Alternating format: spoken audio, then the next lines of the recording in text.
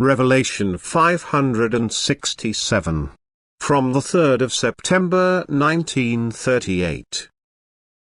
Lie and truth. So follow the voice within you, which calls you to order, and do not fall into the error to follow any call, which is not audible in the heart, but only comes from the outside. You will soon recognize the essential difference of what you hear, if you only always give honor to the truth. That is, do not let yourselves be beguiled by blind words, but only act as you must consider it right.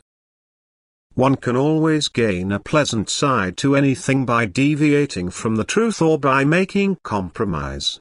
Then, however, man does not walk the right path of knowledge, but remains in spiritual error until he has walked the path of pure truth.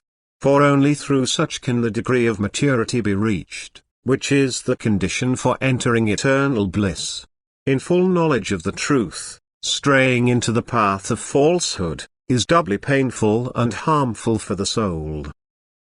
For man was given the intellect to recognize, and he should inevitably also act in such a way as knowledge dictates to him through the inner voice which makes known to him the will of God exactly.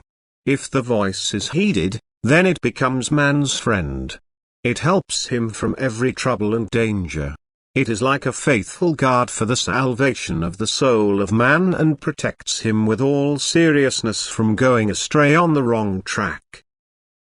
And if man gives himself fullest account to himself, then he will also listen attentively to the inner voice.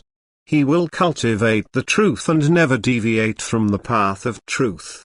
And a truth-loving child also has access to the eternal truth, but a child of lies, never. Man must give account to himself, the voice of the heart must be his own judge, and he must stand sharp and unrelenting against his offenses. He must recognize himself and try to improve, and this he can do only with the fullest sense of truth in his heart. For the lie glosses over everything and will never accuse him of wrong. It will only ever excuse him and never spur him on to ever greater love of truth. So you must never fall victim to this vice. You must seek the truth, even if it is sometimes more difficult to bear. You must not make any compromises, but must keep yourselves strictly truthful.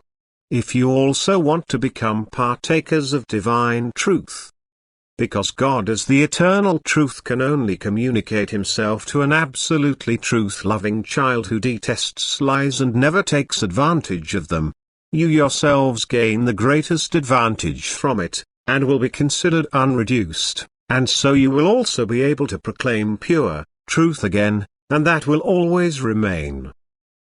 Amen.